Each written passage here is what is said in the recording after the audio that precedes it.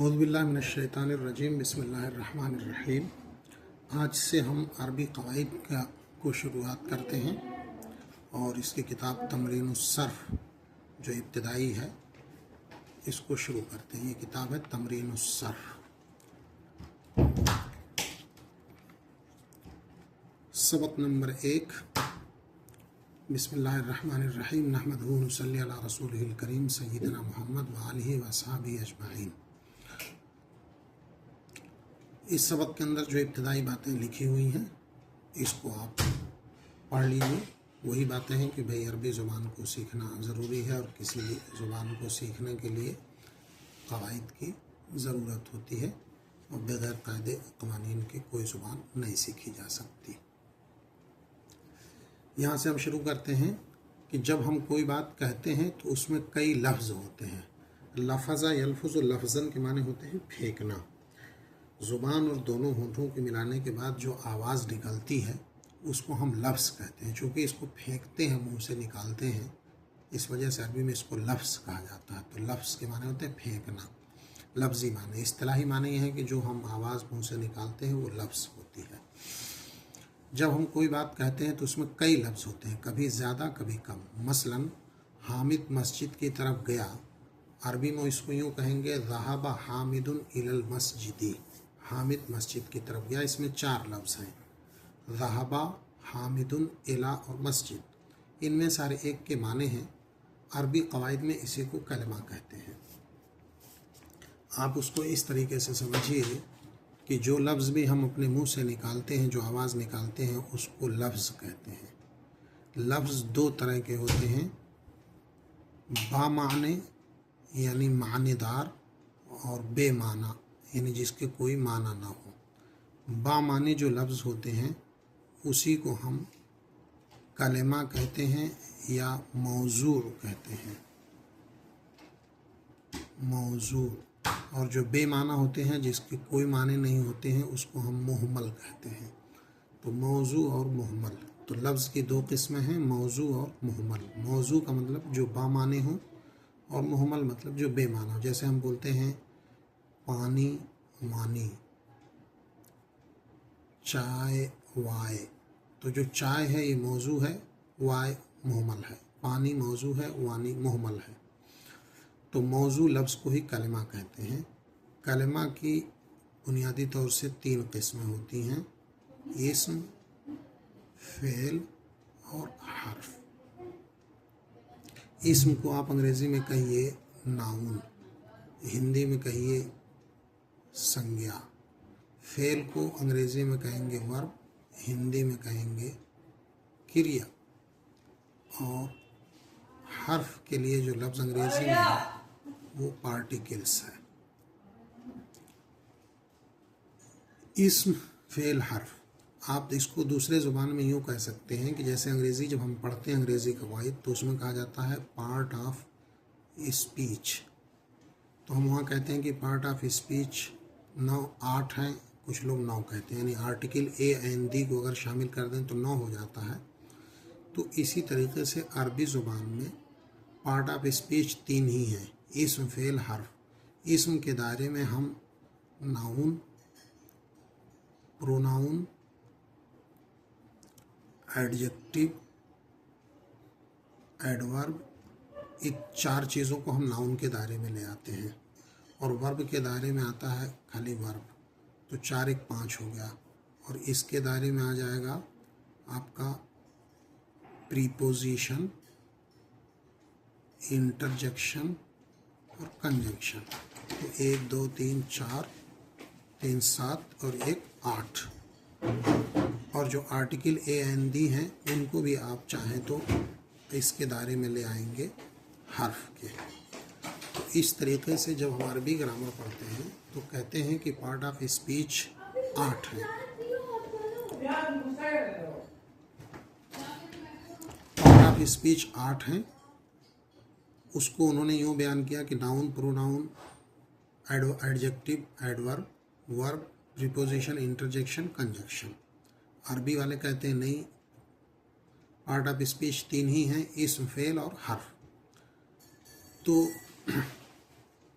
इस्म को हिंदी में संज्ञा कहते हैं, इसको क्रिया, और इस नाउन वर्ब। सभी लोग लगभग अंग्रेज़ी ग्रामर या अरबी हिंदी ग्रामर पढ़े होंगे और इसका से आप समझ जाएंगे कि क्या इसका मतलब है। अब आइए, अरबी कवायद में उसी को कलमा कहते हैं। कलमा जो लफ्ज़ बामाना और मुफरद हो उसको कलमा कहते हैं। बामाना यानी मानेदार हो, मुफरद मतलब सिंगल हो।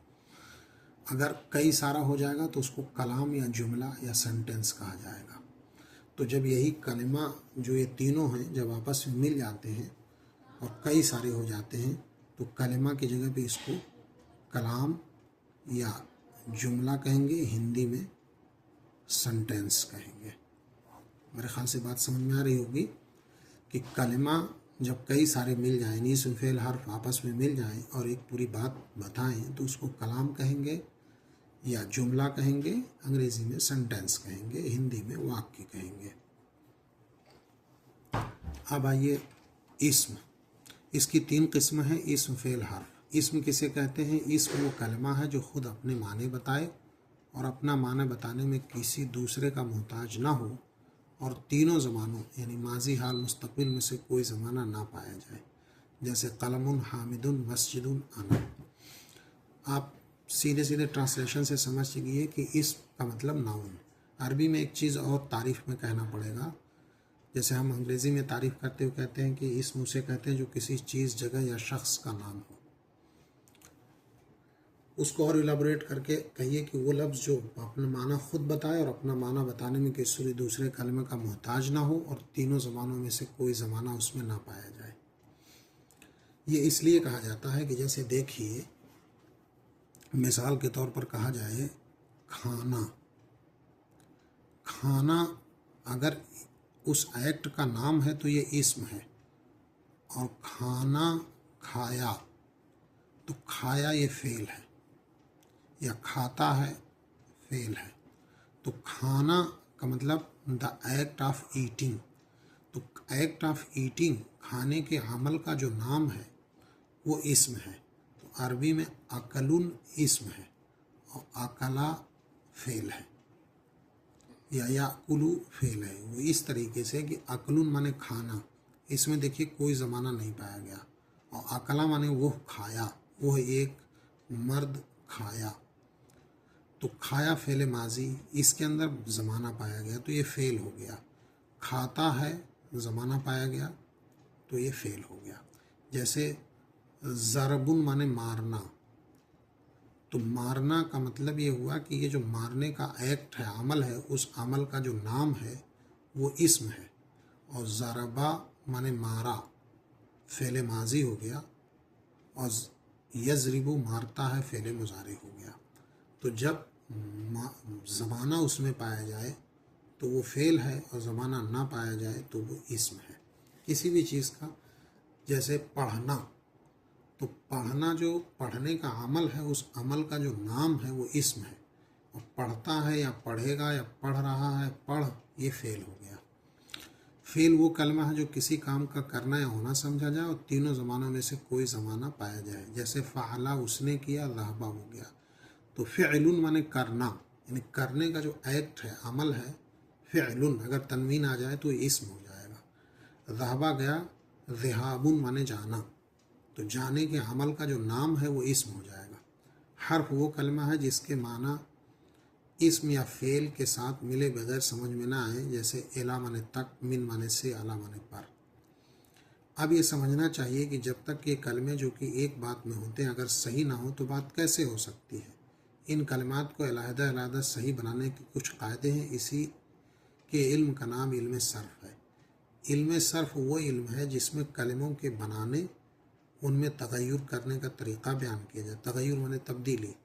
इस इल्म को सीखने का फ़ायदा है कि हम सही तौर से कलमात का तलफ़ुज़ कर सकेंगे। चूँकि फ़ेल में कसरत से तगय्युरात होते हैं, इसलिए हम पहले इसी को बयान करते हैं। तो ये चीज़ आप जान ही रहे हैं। इस्म फेल हर्फ, जो भी बंदा पढ़ा लिखा है उसने अंग्रेज़ी, हिंदी में कहीं ना कहीं ये चीज़ें पढ़ी होंगी। फ़ेल का बयान। फ़ेल के बयान में कह रहे फ़ेल की तारीफ़ तुम्हें मालूम हो चुकी, उसकी 3 किस्में होती हैं, माजी, मुज़ारे, अम्र। अरबी ज़ुबान में फ़ेल की 3 किस्में हैं, माजी, मुजारे और अम्र। माजी का मतलब पास्ट टेंस, भूतकाल हिंदी में जिसको कहते हैं। मुजारे ये अंग्रेज़ी में नहीं पाया जाता है। मुजारे वो फ़ेल होता है जिसमें हाल और मुस्तकबिल, प्रेजेंट और फ्यूचर एक साथ पाया जाए, उसको मुजारे कहते हैं। और अम्र का मतलब जिसमें किसी काम करने का हुक्म दिया जाए, उसको अम्र कहते हैं। नहीं भी फ़ेल होता है जिसमें काम करने को मना किया जाए, लेकिन कवायद में 3 ही को बेसिकली मानते हैं, माजी, मुजारे, अम्र। तो फ़ेल माजी वो फ़ेल जिसमें गुज़िश्ता ज़माना पाया जाए, मुजारे जिसमें प्रेजेंट एंड फ्यूचर, हाल मुस्तकबिल दोनों साथ पाया जाए, और अम्र वो है जिसमें किसी काम का हुक्म दिया जाए। तो माजी वो फ़ेल है जिससे किसी काम का गुज़िश्ता ज़माने में होना समझा जाए, जैसे ज़हबा वो गया, फ़ाला उसने किया, नसरा उसने मदद की। मुजारे वो फ़ेल है जिसमें किसी काम का कभी ज़माने हाल और कभी ज़माने आइंदा में होना समझा जाए, यानी उसमें दोनों ज़माने पाए जाते हैं। जैसे यफ़अलु वो करता है या करेगा, यज़हबु वो जाता है जाएगा। अम्र वो फ़ेल है जिससे किसी काम के करने का हुक्म मालूम हो, जैसे इज़हब माने तू जा, इफ़अल माने तू कर। अब फ़ेल की कुछ कई तरह से किस्में होती हैं, इसको भी समझिए। करें फ़ेल ख्वाह माजी हो या मुजारे 2 तरह का होता है, एक लाजिम और एक मुतअद्दी। लाजिम का मतलब इन ट्रांजेटिव वर्ब, इन ट्रांजेटिव वर्ब, और मुतअद्दी का मतलब ट्रांजेटिव वर्ब। तर्जुमा समझने से शायद आपको आसानी हो समझने में। लाजिम का मतलब इन ट्रांजेटिव वर्ब, वो फ़ेल जो सिर्फ फ़ाइल के मिलने से पूरी बात जाहिर कर दे, उसे लाजिम कहते हैं। जैसे ज़हबा हामिदुन, हामिद गया, जलसा वलदुन, लड़का बैठा। मुतअद्दी जिस फ़ेल को फ़ाइल के अलावा मफ़ूल की भी ज़रूरत हो, उसे मुतअद्दी या ट्रांजेटिव वर्ब कहते हैं। जैसे नसरा हामिदुन महमूदन, हामिद ने महमूद की मदद किया। यहाँ पर अगर कहा जाए नसरा हामिदुन, हामिद ने मदद किया, तो पूरी बात समझ में नहीं आती।